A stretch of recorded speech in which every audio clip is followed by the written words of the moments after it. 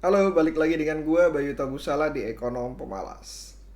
Kali ini gue mau bahas soal yang namanya cap growth dari sebuah perusahaan investasi, bukan sebuah sih, dari beberapa perusahaan investasi. Jadi kalau misalnya kita ngelihat di luar negeri, itu ada perusahaan yang sebenarnya kok returnnya gede, tapi kenapa pemiliknya nggak lebih kaya dibanding Warren Buffett?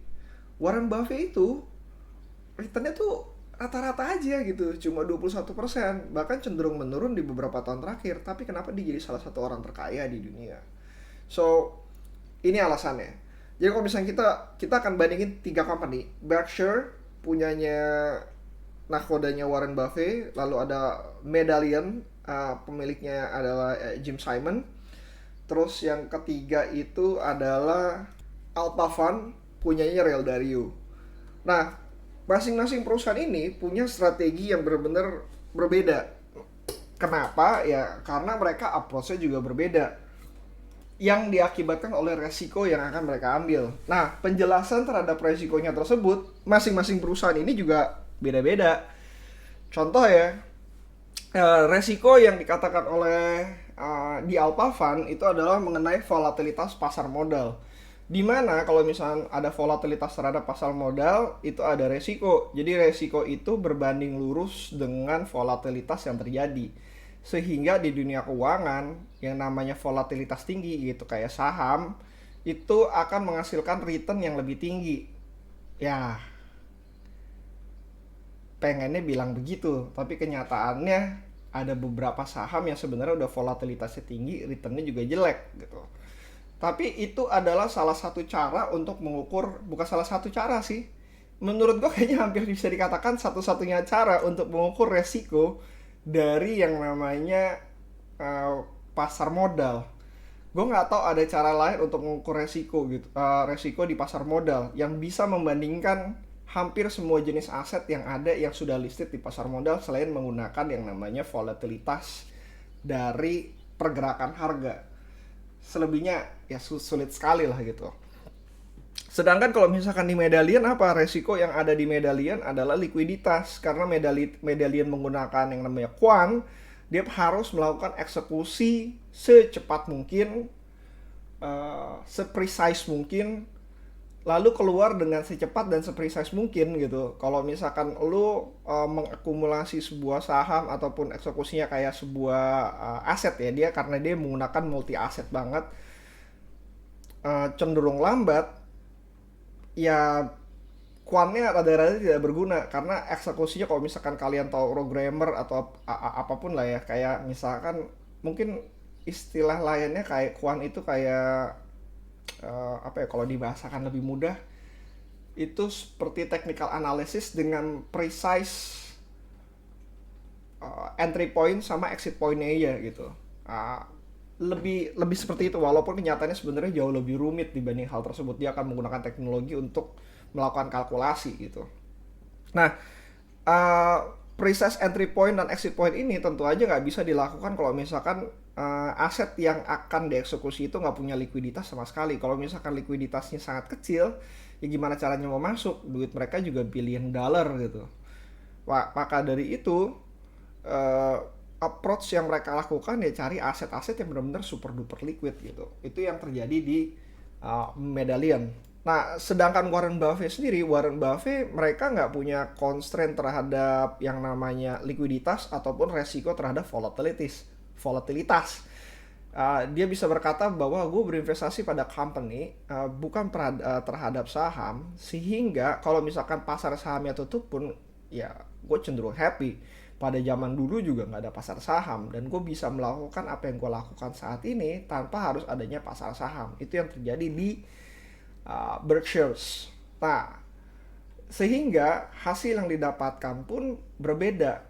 Problemnya adalah kalau misalnya kalian lihat Alpha Fund itu bisa dikatakan returnnya sangat kecil, tapi lu bayangin aja dia bisa mengumpulkan hampir 10 billion dollar gitu. Medallion itu menghasilkan keuntungan after fee, di mana fee-nya tinggi sekali, 55% plus 5% fee, itu sekitar 34%-an gitu, 30-40%-an. Sebelum fee berarti sekarang kurang lebih berapa? Sekitar 70-an gitu, 70%. Tapi kenapa Jim Simon yang bisa menghasilkan duit sebanyak itu tidak jauh lebih kaya dibandingkan Warren Buffett? Nah, karena adanya cap growth.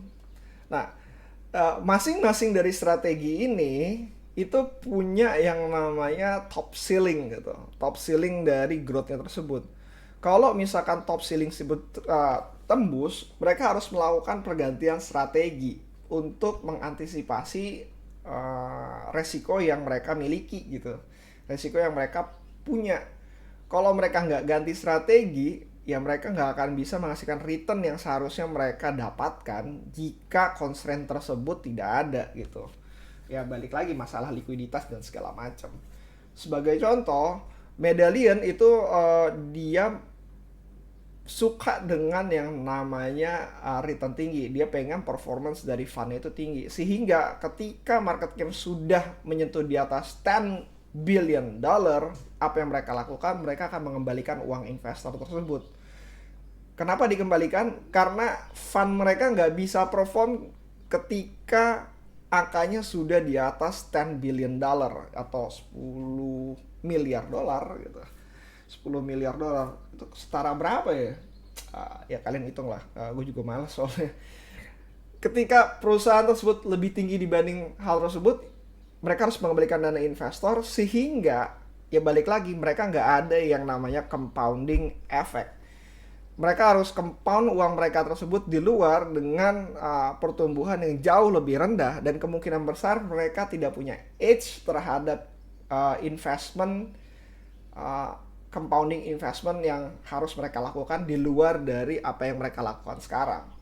Berbanding terbalik dengan Warren Buffett punya yang namanya compounding effect. Jadi mereka kalau bisa dibilang Buffett sebenarnya punya competitive advantage, di mana dengan dana berapapun dia bisa melakukan investasi sebanyak sebesar yang dia lakukan saat ini gitu. Dengan strategi yang dia punya sekarang, dia masih punya compounding effect terhadap apa yang dia lakukan, sehingga nggak perlu balikin duit dari investor bisa menikmati compounding dari dana yang mereka miliki. Problemnya adalah dengan dana sebesar ini tentu saja investasinya menjadi terbatas. Sebenarnya dia bisa melakukan strategi yang apa yang dia lakukan dengan perusahaan-perusahaan kecil, tapi tidak worth it. Kenapa nggak worth it? Ya karena mereka harus membaca banyak laporan, mengetahui banyak perusahaan, tetapi mereka sendiri punya ada yang namanya limitasi terhadap apa yang mereka ketahui atau competitive advantage-nya mereka itu sendiri. Kalau Warren Buffett dan Charlie Munger itu dia bilang katanya inner scorecard, di mana mereka punya competitive advantage terhadap beberapa company. Jadi mereka benar-benar tahu secara mendetail, tapi tidak tahu banyak company yang mereka tahu secara mendetail. Dia cuma tahu beberapa doang gitu. Nah, sehingga untuk melakukan investasi terhadap apa yang mereka lakukan, ya mereka butuh Tedcom sama Ajaibram, gue lupa nama satu laginya gitu ya. Dua manajer investasi mereka yang masing-masing mengelola hanya $30 billion, dan mereka punya totalitas penuh terhadap apa yang mereka investasikan tanpa harus diganggu oleh Warren Buffett itu sendiri gitu.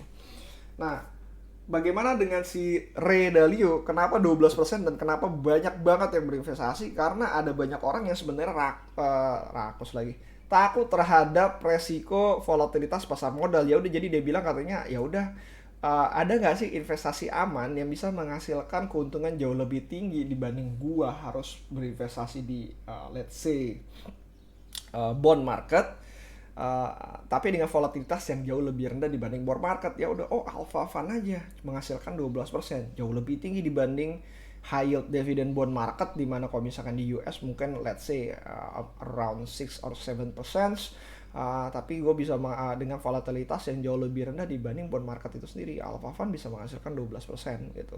Dan kalau misalkan kalian ngelihat alpha fund ketika dalam kondisi paling rugi pun ya nggak parah-parah amat gitu, masih di range yang mereka sebenarnya bisa menikmati resiko kehilangan uang yang tidak terlalu banyak. Tapi kalau misalkan kalian ngelihat dari Warren Buffett, ya mereka bisa hilang 50%, 40% dalam 1 tahun, tapi ya performance-nya jauh lebih baik dibandingkan dengan fund-fund yang lain.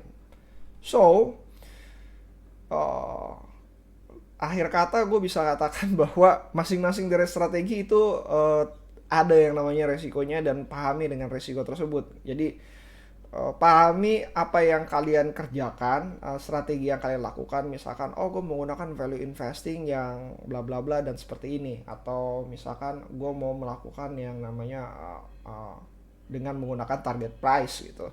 Gue nggak mau menggunakan target price, gue cuma mau menggunakan yang namanya moment actions gitu. Ya, terserah dengan apa yang kalian lakukan, dengan cara apapun itu, pasti akan ada resikonya. Dan pahami dari resiko strategi tersebut sehingga kalian bisa mendapatkan apa yang kalian inginkan. Problem dari resiko tersebut adalah apakah kalian bisa melakukan compounding growth terhadap apa yang kalian lakukan. Jadi kalau misalkan kalian ngelihat ada orang-orang yang bisa menghasilkan, anjir dia bisa ngasilin 70%, 80%, 100%. Bisa nggak dia melakukan konsisten selama 10 tahun? Itu pertanyaannya. Kalau misalkan dia nggak bisa melakukan konsisten, seberapa besar dana yang dia punya sehingga bisa menghasilkan 100 sampai mungkin 70-80% dari portofolio yang mereka kerjakan. Dan yang terakhir, seberapa besar resiko kalau misalnya berinvestasi bersama dengan mereka. Itu yang sebenarnya harus dipertanyakan. Dan resiko tersebut bisa dikembalikan kepada masing-masing orang. Tadi seperti yang gue udah katakan, Warren Buffett punya pernyataan resiko sendiri yang berbeda. Dia berkata bahwa ketika perusahaannya bangkrut itu baru resiko. Selama perusahaannya hidup, gue gak peduli dengan harga saham. Kalau misalkan dari sisi yang namanya medalian dari Jim Simon itu adalah masalah likuiditas, sedangkan Jim Simon berkata bahwa volatilitas itu adalah sebuah risiko. Nah, dikembalikan lagi kepada kalian, pahami dengan risiko yang kalian miliki, dan risiko sendiri itu harus dipahami dalam artian kayak bahwa oke, risiko gue adalah ini dengan strategi yang lakukan, dan return yang gue harapkan adalah sebesar ini karena gue melakukan risiko yang seperti ini. Oke, ini adalah podcast penutupan akhir tahun. Jadi kalau misalkan kalian mau bertanya, balik lagi, gue udah ada YouTube. Kalau kalian mau dengar yang sebelum-sebelumnya, kita bisa diskusi dengan podcast sebelum-sebelumnya di YouTube gue, di @ekonompemalas. Kalau misalkan mau diskusi tentang episode yang sekarang, kalian bisa masuk di Instagram gue @bayutabusala, atau bisa email gue di bayutabusala@gmail.com.